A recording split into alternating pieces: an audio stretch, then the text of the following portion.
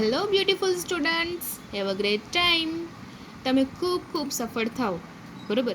પણ સફળ થવા માટે મહેનત કરવી પડે, અને મહેનત આપણે આજથી સ્ટાર્ટ કરશું. ઓકે, તો આજનો આપણો ટોપિક છે જનરલ ઓર્ગેનિક કેમિસ્ટ્રી. ખૂબ જ મહત્ત્વનું, બરાબર. ઓર્ગેનિક કેમિસ્ટ્રી સ્ટડી કરવા માટે તમને જનરલ ઓર્ગેનિક કેમિસ્ટ્રી એના જે જનરલ પ્રિન્સિપલ્સ છે એ તમને ખ્યાલ હોવા જોઈએ, બરાબર. તો તમે સમજી શકો અને યાદ રાખી શકો, બરાબર.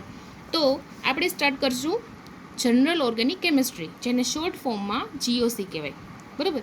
તો સૌથી પહેલાં કેમિસ્ટ્રી, બરાબર, એમાં ટોટલ કેટલી મેઇન બ્રાન્ચીસ છે, બરાબર. તમને ખબર છે chemistry is a vast subject. Vast means કે બહુ જ લાંબુ સબ્જેક્ટ છે, બરાબર. તો first of all physical chemistry, પછી ઇનઓર્ગેનિક કેમિસ્ટ્રી, ઓર્ગેનિક કેમિસ્ટ્રી. આ બધામાં હોય છે શું, બરાબર. શા માટે એને બ્રાન્ચીસમાં અલગ અલગ પાર્ટ પાડવા પડ્યા?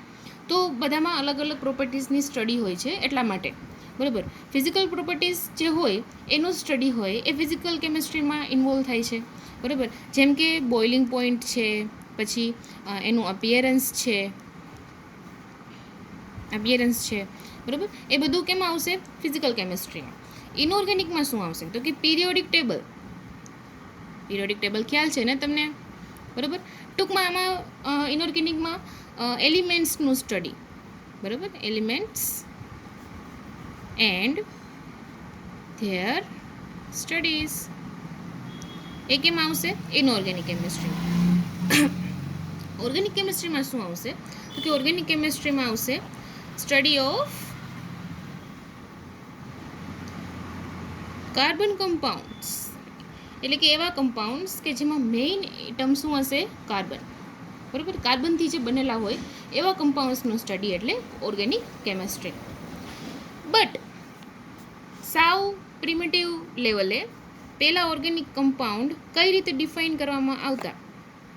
ઓર્ગેનિક કમ્પાઉન્ડ્સ તો કે જે લિવિંગ સોર્સિસ એટલે કે લિવિંગ ઓર્ગેનિઝમ્સ એમાંથી મળતા હોય, એ પ્રોડ્યુસ કરતા હોય, એને ઓર્ગેનિક કમ્પાઉન્ડ્સ કહેવામાં આવતું પહેલાં. કેમાંથી? તો કે plants and animals. Okay, animals અને પ્લાન્ટ્સ થ્રુ તમને જે બી કમ્પાઉન્ડ્સ મળતા હતા એને ઓર્ગેનિક કમ્પાઉન્ડ્સ કહેવામાં આવતું હતું. એક્ઝામ્પલ તરીકે તમે લઈ શકો છો પ્રોટીન્સ, શુગર, ઓઇલ્સ, બરાબર. આ બધા જે છે એ તમને લિવિંગ ઓર્ગેનિઝમમાંથી મળેલા કમ્પાઉન્ડ્સ છે કે જે અથવા પ્લાન્ટ્સ અથવા એનિમલ્સ થ્રુ પ્રોડ્યુસ થયેલા છે. ઇનઓર્ગેનિક કમ્પાઉન્ડ્સ કોને કહેવાય? તો કે જે નોન લિવિંગ સોર્સિસમાંથી તમને મળે છે. નોન લિવિંગ સોર્સિસમાંથી તમને જે મળે છે, ફોર એક્ઝામ્પલ સોલ્ટ, પછી કેલ્શિયમ કાર્બોનેટ. ઓકે, આ બધા જે છે કમ્પાઉન્ડ્સ, સોડિયમ બાયકાર્બોનેટ, Na2CO3, એ બધા જે છે એ નોન લિવિંગ સોર્સિસમાંથી તમને મળે છે, તો એને ઇનઓર્ગેનિક કેમિસ્ટ્રીમાં ઇન્ક્લુડ કરવામાં આવેલ છે, બરાબર. તો આ એક હાઇપોથિસિસ હતું, બરાબર, કે જે પ્લાન્ટ્સ અને એનિમલ્સમાંથી તમને જે કમ્પાઉન્ડ્સ મળે છે એને ઓર્ગેનિક કમ્પાઉન્ડ્સ કહેવાય. ઓકે, અને જે હાઇપોથિસિસ બર્ઝેલિયસ નામના સાયન્ટિસ્ટે આપેલું છે, જેને બર્ઝેલિયસ હાઇપોથિસિસ પણ કહેવાય. આ સાયન્ટિસ્ટના મત મુજબ કે અમુક એવા મિસ્ટીરિયસ ફોર્સિસ છે નેચરમાં કે જે પ્લાન્ટ્સ અને એનિમલ્સમાં ઓર્ગેનિક કમ્પાઉન્ડ્સ પ્રોડ્યુસ કરે છે. Okay, since ધેઝ forces can't B artificially prepared, એટલે કે આ ફોર્સિસને આપણે આર્ટિફિશિયલી બનાવી શકતા નથી. Organic compounds can't B prepared artificially, બરાબર. આ જે આ સાયન્ટિસ્ટ છે એ ભાઈનું કહેવાનું થતું હતું કે ઓર્ગેનિક કમ્પાઉન્ડ્સ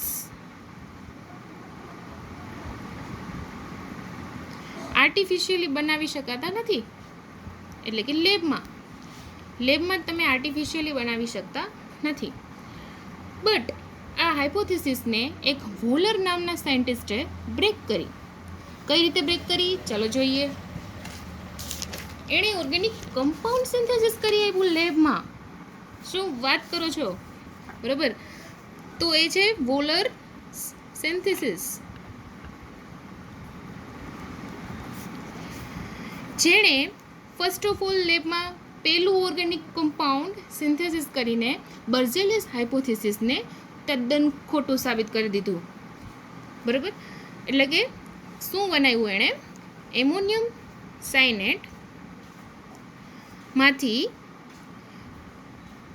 NH2CO NH2 જે યુરિયા છે, બરાબર, એમોનિયમ સાયનેટમાંથી નામ લખી નીચે, એમોનિયમ સાયનેટ માંથી યુરિયા બનાવી આપ્યું. બરાબર, યુરિયા. તો આ જે છે એ યુરિયા જે છે એ ફર્સ્ટ ઓર્ગેનિક કમ્પાઉન્ડ છે કે જે તમે લેબમાં સિન્થેસિસ કરેલું છે. બરાબર, તમને ક્વેશ્ચન થતો હશે કે આનું સ્ટ્રક્ચર કઈ રીતે હશે, તો આનું સ્ટ્રક્ચર આપણે શીખી લઈએ. બરાબર, નાઇટ્રોજનની 4 વેલેન્સી છે એટલા માટે એના પર પોઝિટિવ ચાર્જ. એન્ડ સાયનેટનું સ્ટ્રક્ચર કંઈક આવી રીતે છે, તમને ખબર છે. ઓક્સિજનની 2 વેલેન્સી હોય, કાર્બનની 4 વેલેન્સી હોય અને નાઇટ્રોજનની 3 હોય. અહીંયા એક નથી એટલા માટે એના ઉપર નેગેટિવ ચાર્જ છે. બરાબર, તો આ છે એમોનિયમ સાયનેટનું સ્ટ્રક્ચર કે જેમાંથી આપણે યુરિયા સિન્થેસિસ કરેલું છે. બરાબર, ક્યારે સિન્થેસિસ કરેલું હતું? આ in 1828. Okay, Wohler's Friedrich Wöhler described conversion of ammonium cyanide to urea, which was unstable intermediate in this synthesis. આ જે યુરિયા છે એ એટલું બધું બી સ્ટેબલ નહોતું. ઓકે, તો વોલરે તો કમ્પ્લીટલી હાઇપોથિસિસને બ્રેક કરી દીધું. બરાબર, તો હવે ડેફિનેશન ચેન્જ કરવી રહી. તો મોડર્ન ડેફિનેશન શું છે? તો કે modern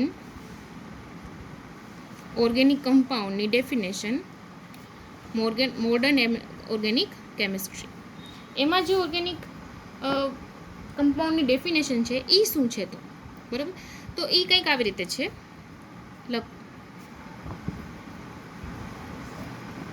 synthesis of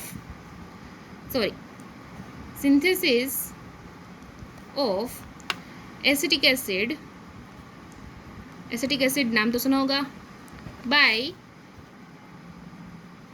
Kolbe in 1845 showed that organic compound should be synthesized in a lab. Modern કેમિસ્ટ્રીમાં શું કીધું? તો કે synthesis of acetic acid by Kolbe showed that organic compound should be synthesized from inorganic sources in a laboratory. Okay, તો final definition શું થઈ એની? Final definition છે, અહીંયા લખો final definition,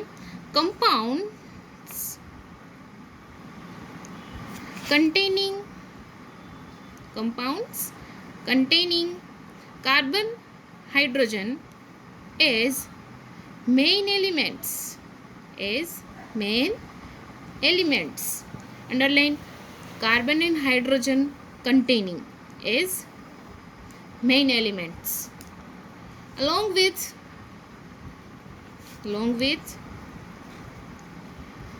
oxygen, nitrogen, sulfur, halogen.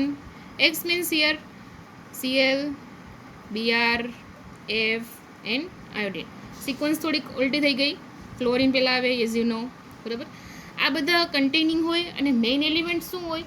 Carbon અને hydrogen. બરાબર, તો આ પ્રમાણે ડેફિનેશન પ્રમાણે તમે જોવા જાઓ તો શું CO2 ઓર્ગેનિક કમ્પાઉન્ડ છે?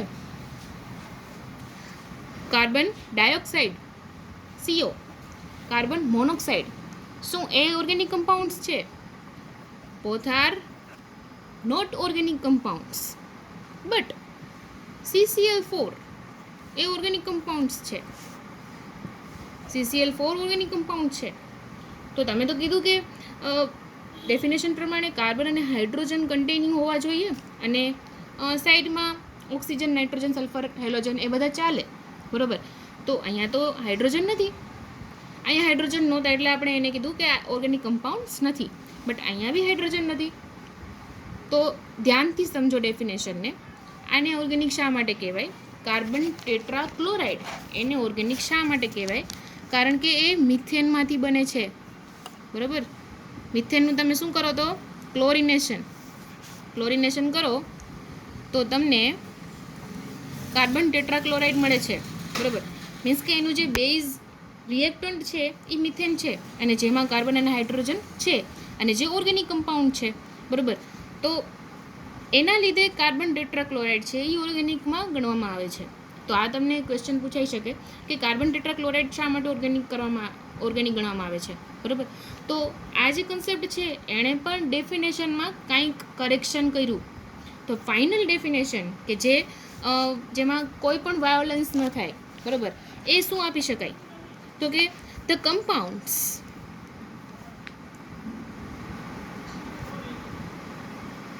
which are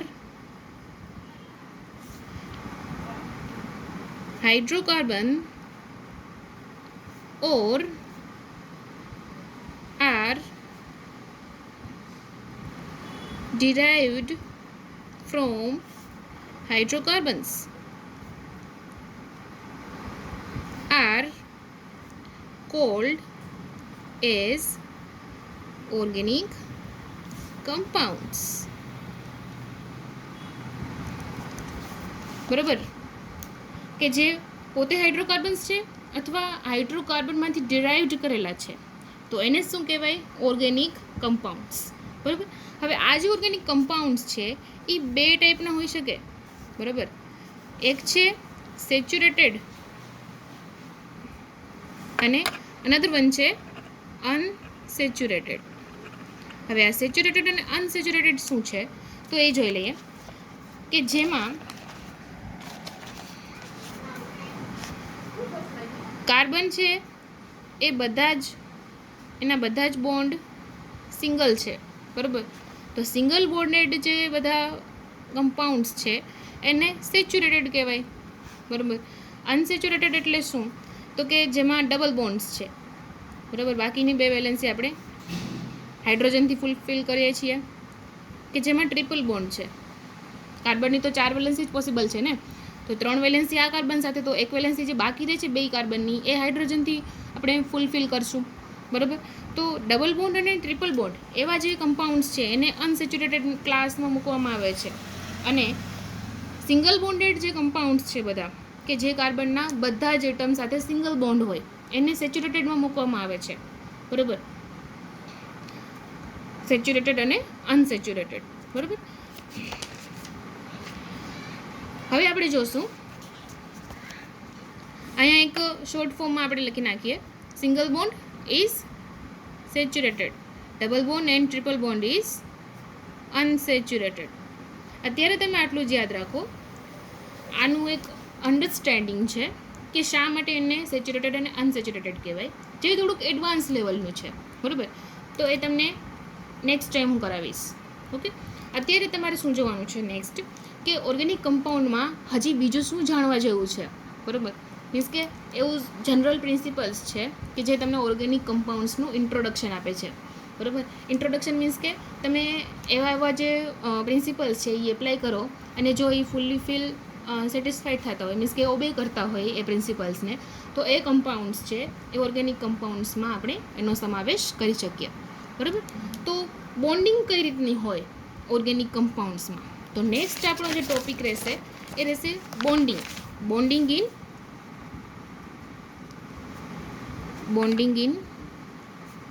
organic compounds. તો મેઇનલી તમને ખબર છે કે 5 ટાઈપ્સ છે બોન્ડિંગના, બરાબર.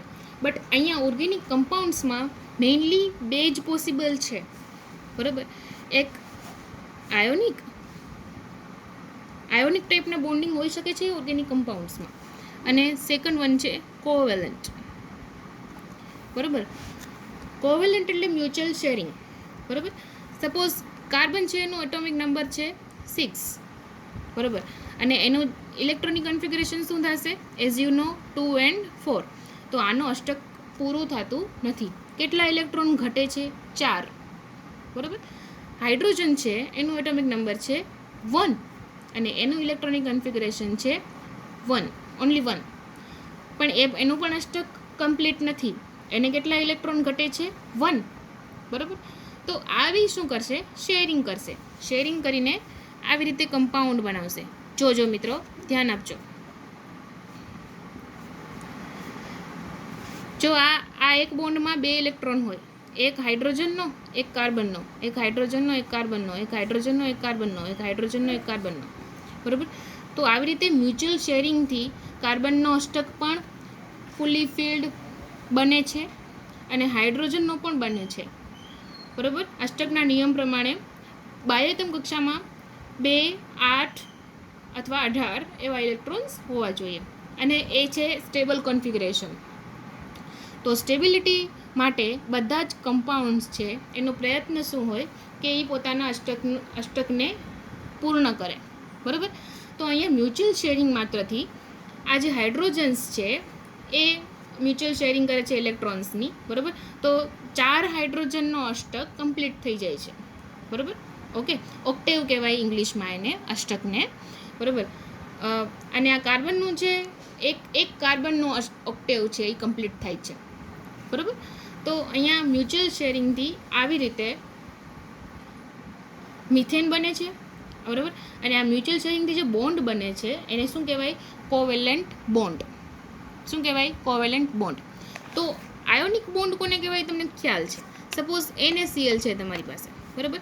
તો NaClમાં શું થાય કે સોડિયમ છે એ ઇલેક્ટ્રોન ડોનેટ કરશે તો એના પર પોઝિટિવ ચાર્જ આવશે, અને ક્લોરિન છે એ ઇલેક્ટ્રોન એક્સેપ્ટ કરશે તો એના ઉપર નેગેટિવ ચાર્જ આવશે. બરાબર. તો આમાં જે બોન્ડ હતું, સપોઝ આવી રીતે આપણે ઇમેજિનરી બોન્ડ બનાવીએ, તો આ બોન્ડમાં પ્રત્યેક બોન્ડમાં 2 ઇલેક્ટ્રોન હશે, એ તમે ધ્યાનમાં રાખજો. બરાબર. તો આ જે બોન્ડના 2 ઇલેક્ટ્રોન્સ છે એ કોઈ પણ એક એટમ લઈ જાય છે.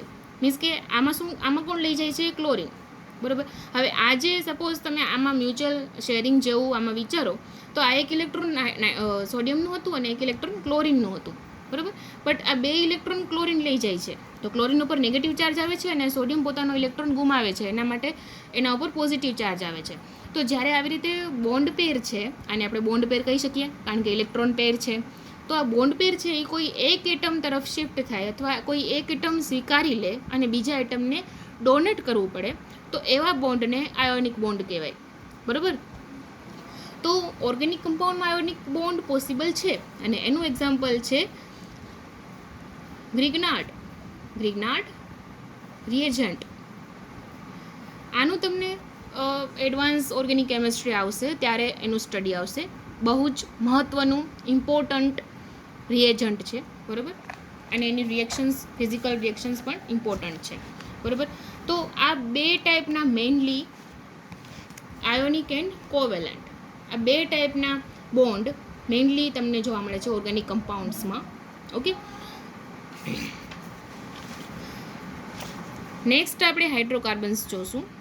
હાઇડ્રોકાર્બન્સનું આખું તમને ચેપ્ટર છે. બરાબર. તો એનું ઇન્ટ્રોડક્શન જોઈ લઈએ. હાઇડ્રોકાર્બન એટલે શું? પર્ટિક્યુલરલી જેમાં કાર્બન અને હાઇડ્રોજન હોય, આ બેમાંથી જે કમ્પાઉન્ડ્સ બનતા હોય, બરાબર, એને હાઇડ્રોકાર્બન કહેવાય છે. એ 2 ટાઈપના છે એ આપણે જોઈ ગયા. બરાબર. અને એ છે, ફર્સ્ટ છે સેચ્યુરેટેડ અને સેકન્ડ છે અનસેચ્યુરેટેડ. ઓકે. તો એ તમને ખ્યાલ છે. બરાબર. સેચ્યુરેટેડમાં તમને ખબર છે સિંગલ બોન્ડેડ હોવાના છે, કોઈ પણ કાર્બન છે એ બીજા કોઈ પણ એટમ સાથે સિંગલ બોન્ડથી અટેચ્ડ હશે. અને અનસેચ્યુરેટેડમાં શું હશે? કોઈ પણ 2 કાર્બન વચ્ચે ડબલ બોન્ડ હશે. બરાબર. આના માટે ઇન યુઝ થાય, આના આયુપેક કરશું આપણે. બરાબર. આના માટે એન યુઝ થાય પ્રત્યય, અને જ્યારે 3 બોન્ડ હોય ત્યારે આઈન યુઝ થાય. આને શું કહેવાય? આઈન. આ બધાય છે એ પ્રત્યય લાગશે. બરાબર. તો હવે આપણે જોશું કે કઈ રીતે તમે લગાડી શકો છો. હવે જો લેટિન લેંગ્વેજમાં 1, 2, 3, 4, 5, 6, 7, 8, 9, 10 એના માટે વર્ડ યુઝ થાય છે. મિથ, પછી ઇથ, પછી પ્રોપ, બ્યુટ, પેન્ટ. ઓકે. 1 એટલે મિથ, 2 એટલે ઇથ, 3 એટલે પ્રોપ, 4 એટલે બ્યુટ, 5 એટલે પેન્ટ, 6 એટલે હેગ્સ, CEPT, ઓક્ટ, non and deck. Okay, તો જ્યારે એક કાર્બન ધરાવતો કમ્પાઉન્ડ હોય અને એમાં બધા જ સિંગલ બોન્ડ હોય તો પાછળ શું લાગે? એન. એ તમારું શું બનાવે? મિથેન. એવી જ રીતે બે કાર્બન હોય, બરાબર, અહીંયા CH3 બે કાર્બન હોય અને બધા સિંગલ બોન્ડ હોય તો ઇથ પ્લસ એન. આ પાછળ જે પ્રત્યય લગાડો છો એ સેચ્યુરેટેડનો મિનિંગ છે, બરાબર. Ethane. Prop plus ane, propane. એવી જ રીતે બધાના હું કહી દઉં છું: butane, pentane, hexane, heptane, octane, nonane, decane. પણ હવે જો બે બોન્ડ હોય કાર્બન વચ્ચે તો એના માટે મિનિમમ તમને બે કાર્બન જોઈએ, બરાબર. આમની વચ્ચે જો ડબલ બોન્ડ છે અને બાકીની વેલેન્સી હાઇડ્રોજન સાથે ફૂલી ફિલ્ડ છે તો આના માટે તમે ઇન યુઝ કરો છો, બરાબર. હવે જો આમાં મિથિન પોસિબલ નથી. એક કાર્બન તો કઈ રીતે ડબલ બોન્ડ બનાવી શકે હાઇડ્રોજન સાથે? હાઇડ્રોજન ડબલ બોન્ડ નહીં બનાવે, બરાબર. તો એના માટે એને સેકન્ડ કાર્બન જોશે જ. તો જે ઇનવાળી સિરીઝ છે એમાં ફર્સ્ટ કમ્પાઉન્ડ હશે ઇથિન, બરાબર. આનું નામ શું છે? ઇથિન. ઓકે. એવી જ રીતે પ્રોપીન, બ્યુટીન, પેન્ટીન, હેક્ઝીન, સેપ્ટીન, ઓક્ટીન, નોનિન, ડેકિન એ બધા ઇન તમને લગાડી શકો છો. એ કમ્પાઉન્ડમાં એક ડબલ બોન્ડ પ્રેઝન્ટ હોવું જોઈએ, બરાબર. અને આઈન એટલે C triple bond H and H. આને શું કહેશું? આઈન. તો એના માટે પણ મિનિમમ બે કાર્બન જોઈએ, બરાબર. એમાં પણ ફર્સ્ટ મેમ્બર શું હશે? ઇથાઇન. એવી જ રીતે પ્રોપાઇન, બ્યુટાઇન, પેન્ટાઇન, બરાબર. આનું આપણે આયુપેક જોશું ડિટેલમાં કે આ તો તમે એક ડબલ બોન્ડ અને એક ટ્રિપલ બોન્ડ પ્રેઝન્ટ હોય ત્યારે તમે આવું યુઝ કરી શકો, બરાબર. પણ જ્યારે એક કરતાં વધારે ડબલ બોન્ડ અથવા ટ્રિપલ બોન્ડ પ્રેઝન્ટ હોય તો ત્યારે તમે કઈ રીતે એનું નોમેનક્લેચર કરી શકો એ આપણે ડિટેલમાં ઘણું જોઈશું. તો આજે આટલું જ. થેન્ક્સ.